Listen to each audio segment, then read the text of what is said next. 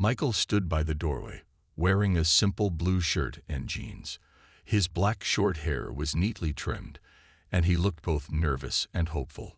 Today was his first full day living in the house with Lisa and her two sons, Tommy and Ben. Lisa smiled warmly as she introduced him again. "Boys, this is Michael. He's going to be staying with us now."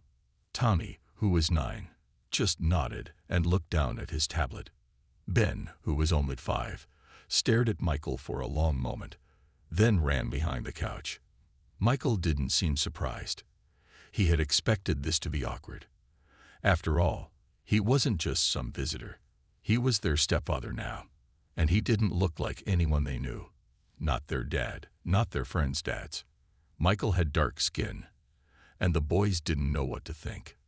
Later that day, Michael joined them in the living room. He sat on the floor with a board game and asked, "Anyone want to play?" Tommy said nothing. Ben peeked from behind the couch but didn't move.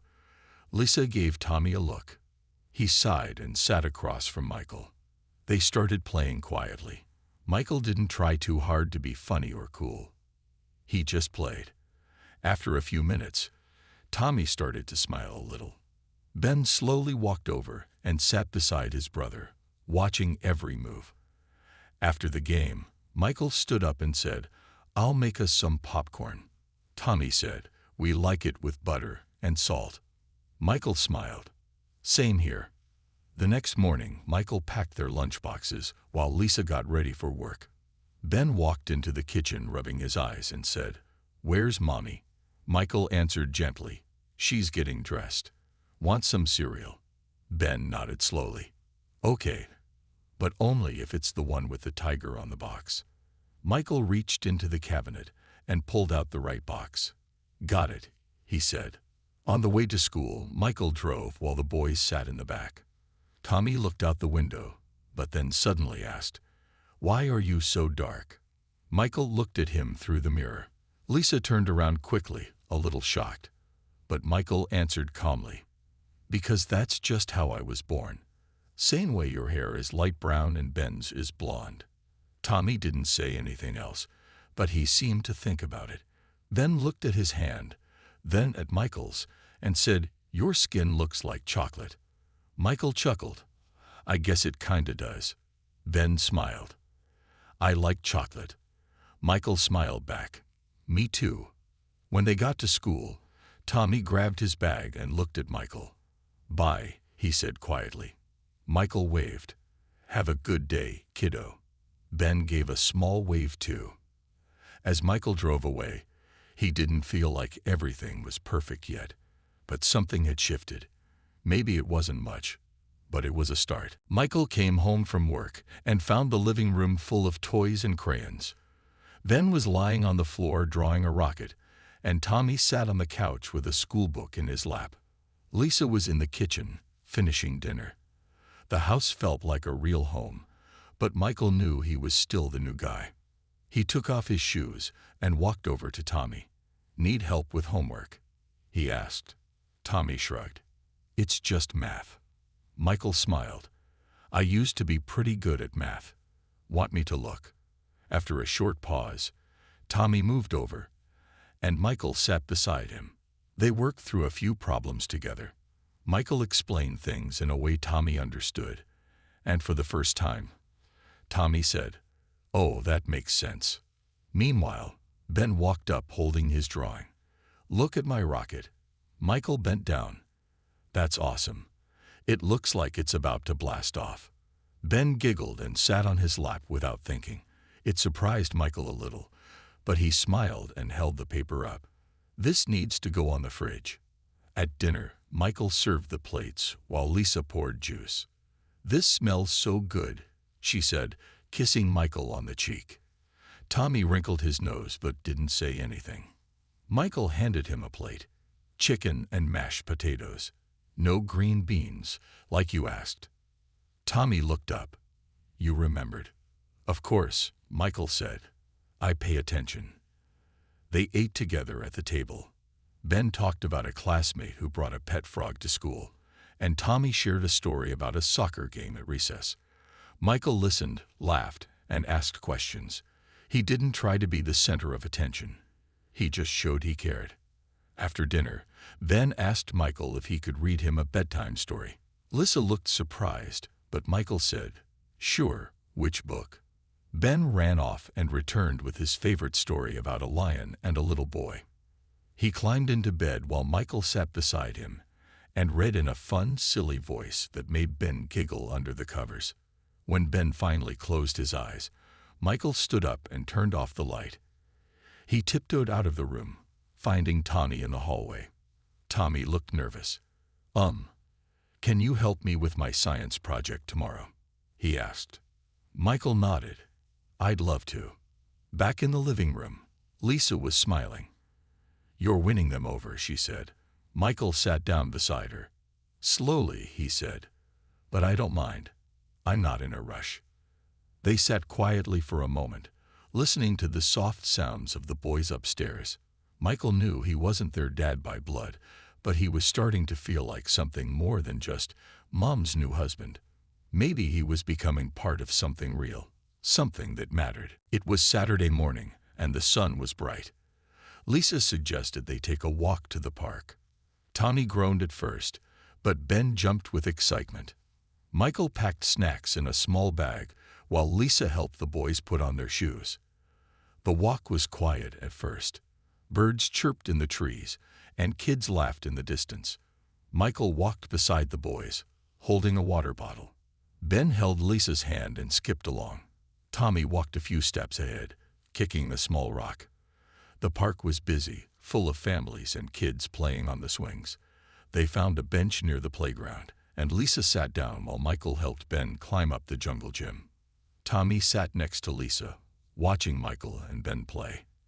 After a minute, he asked in a soft voice, "Mom, why is Michael so dark?" Lisa looked around. No one seemed to be paying attention, but the question caught her off guard. Before she could answer, Michael had already heard him. He walked over calmly, crouched in front of Tommy, and said, "That's a good question." Tommy looked nervous. "I didn't mean it in a bad way." Michael nodded. "I know you didn't, and it's okay to be curious." He held out his arm. "My skin is dark because I was born that way. People come in all colors. Some have light skin like you, and some have dark skin like me. It's just part of who we are."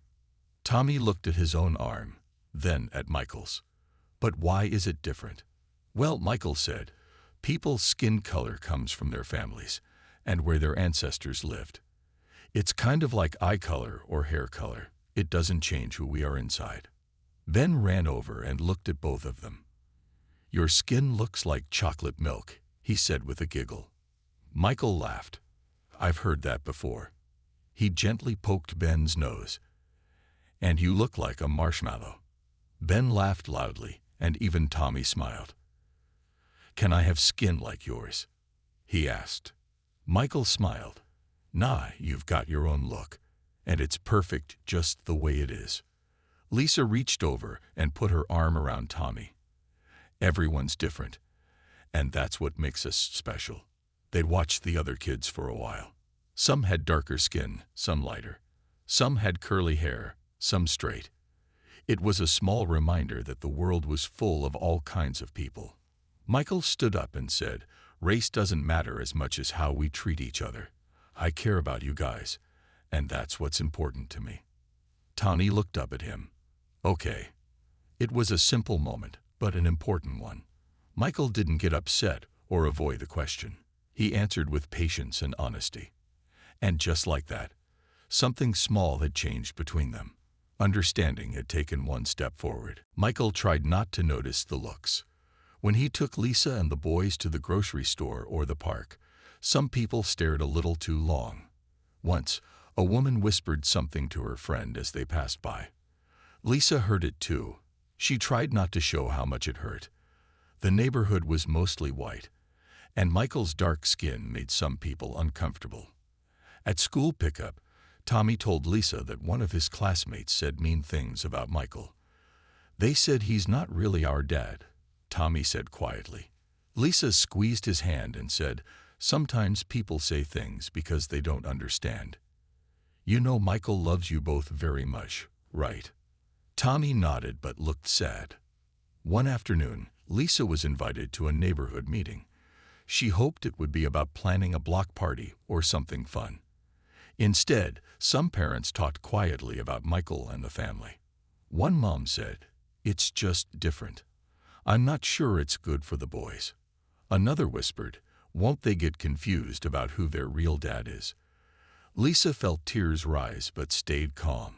She knew Michael would never let those words reach her boys. Michael didn't respond to the gossip. He focused on being there for the family. When Tommy struggled with a school project, Michael stayed up late helping him. When Ben had a nightmare, Michael was the one who comforted him. He showed up every day, steady and kind, even when the neighborhood wasn't sure what to think.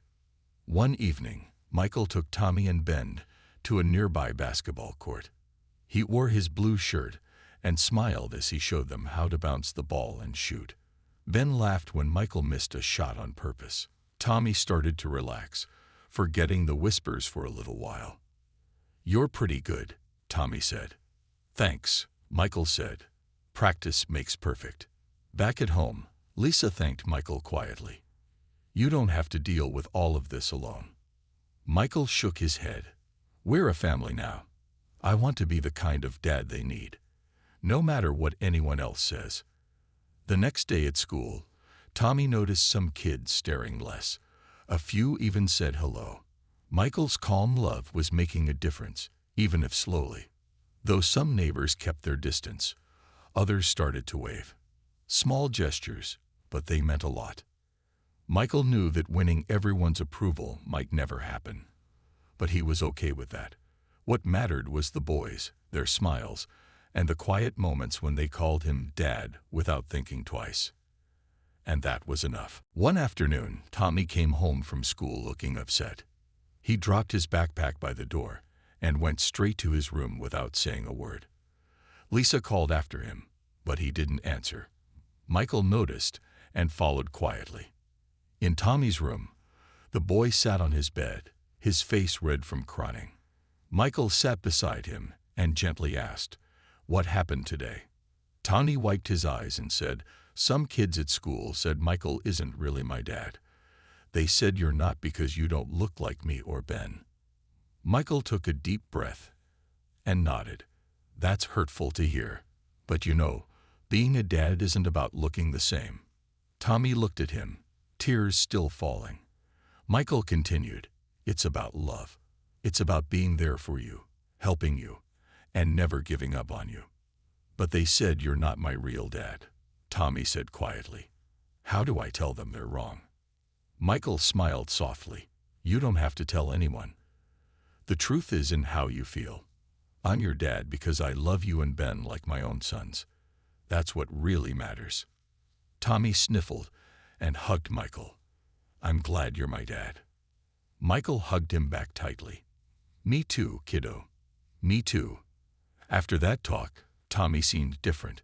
He still had questions sometimes, but he was more confident. Michael made sure to spend extra time with him, helping with homework, practicing soccer, or just talking about school. One evening, Michael and Tommy sat on the porch. Tommy kicked a small rock and said, "Do you think the kids at school will ever understand?" Michael looked at the darkening sky. "Maybe some will, maybe some won't. But it's not their opinion that matters. It's how you feel about yourself and your family." Tommy nodded slowly. "You're my dad, Michael, and that's enough." Michael smiled wide. "It always will be." Lisa watched from the window and felt a deep sense of relief. She knew Michael's love was helping heal old wounds and build something strong.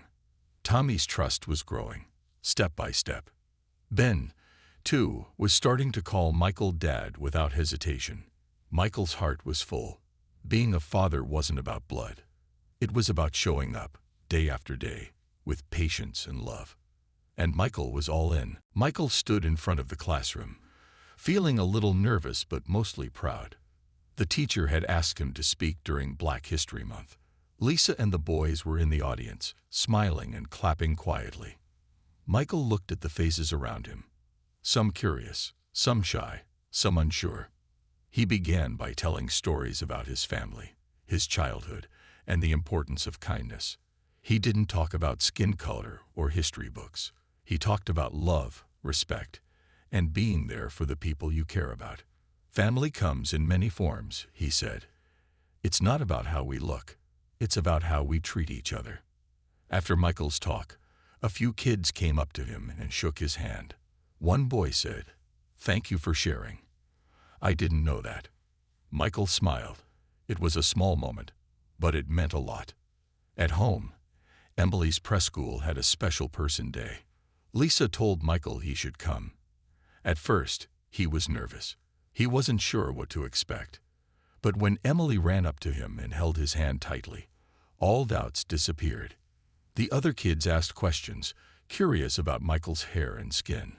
Michael answered simply and kindly, making the children laugh when he told funny stories about his own preschool days. By the end of the day, Michael felt like part of the group, not just the new stepdad. Back in the neighborhood, things were slowly changing. A few neighbors started to wave when they saw Michael and the boys outside. At the grocery store, a clerk who once seemed distant smiled and greeted Michael by name. Lisa noticed these small changes and felt hopeful. Tani came home from school one day and said, "Some kids asked if Michael was really my dad. Then they said they wanted to meet him." Lisa smiled. That's progress. Ben was making friends too. One afternoon, he invited a classmate over to play. Michael watched as Ben and his friend laughed and ran around the yard. He felt proud. Michael knew the road wasn't always easy. Some days were hard. Whispers still lingered in the neighborhood, but the family was growing stronger. Love was winning in small ways every day. One night, Michael sat with Lisa and said, "I don't need everyone to like me. I just want the boys to feel safe and loved." Lisa nodded, "And you're doing that better than anyone." Michael looked at his sons sleeping upstairs and smiled. The small victories mattered. They were the proof that family was about more than appearances. And in those quiet moments, Michael knew he was exactly where he was supposed to be. One rainy afternoon, the family gathered in the living room. Lisa was making hot chocolate while Michael helped Ben find a book to read. Tommy sat on the couch flipping through an old photo album. The rain tapped softly on the windows, making the room feel cozy. Tommy stopped on a picture of Michael from the day he first moved in. He pointed and said, "Hey, remember when I asked why you were so dark?" Michael smiled, sitting down beside him. "Yeah, I remember. Back then, I didn't really get it," Tommy said, tracing the picture with his finger. "But now, I don't even think about your skin color anymore. You're just my dad." Michael's eyes softened. "That means a lot, Tommy." Ben ran over, holding his hot chocolate. "I like looking like Dad," he said, sipping carefully. Michael laughed. "Well, you're pretty awesome just the way you are." Lisa came back with a tray of cookies and sat beside Michael. "It's funny how things change," she said. At first, the boys had questions. Now, those questions don't matter anymore. Tommy nodded. "It's like skin color doesn't decide family. Love does." Michael looked around at the boys and Lisa. "I'm proud of all of us. We've grown together." Ben grinned and said, "Can we look at more pictures?" "Of course," Michael said, opening the album wide. As they flipped through old memories, birthdays, holidays, simple days, the room filled with laughter and warmth. Michael thought about how far they'd come. The early days of questions and whispers had passed. What was left was family. Tommy leaned against Michael and said softly, "Thanks for being my dad." Michael hugged him tightly. "Thank you for letting me be." Outside, the rain slowed, and a small rainbow appeared in the sky. Inside, love had become the brightest color of all. It was a sunny Sunday morning. Michael woke up early and made breakfast for the family. Lisa and the boys still slept upstairs, but Michael was already in the kitchen, humming quietly. He cooked pancakes and scrambled eggs, filling the house with a warm smell. Soon, the boys came down the stairs, rubbing their eyes. Ben ran into the kitchen, excited. "Dad, I'm hungry." Tommy followed, yawning but smiling. Lisa appeared behind them, still sleepy but happy to see Michael. They all sat around the table, eating and talking about the week ahead. Michael listened closely as Tommy talked about a big soccer game coming up. Ben said he wanted to play outside after school. Lisa shared news about work, but kept looking at Michael with a thankful smile. After breakfast, Michael helped Tommy pack his soccer bag. Ben wanted to help too, so Michael handed him the water bottle. Tommy looked at Michael and said, "Thanks for being there, Dad, for everything." Michael felt his heart swell. "I'm proud of you, Tommy, and I'm always here." Later that day, they went to the park together. Michael played catch with the boys, laughing as Ben ran around chasing the ball. Lisa watched, feeling a deep sense of peace. This family, with all its challenges and love, was growing stronger every day. As the sun started to set, they sat on a bench together. Michael looked at Lisa and the boys and said, "I know it hasn't always been easy, but this, us, is worth everything." Tommy nodded. "You're not just Mom's husband. You're our dad." Ben smiled wide. "Yeah, you're the best dad." Lisa reached for Michael's hand. "Thank you for loving us so much." Michael squeezed her hand gently. "Family is what we make it, and I'm proud to be part of this one." The day ended with a quiet feeling of hope. Michael knew there would still be hard moments ahead, but he also knew something important. Love had brought them together, and it would keep them strong. As they walked home, Michael thought about the journey they had taken. The questions, the doubts, the small victories, they were all part of their story. And now, they were building something new. A family not defined by skin color or blood, but by love, trust, and commitment. And that was just the beginning.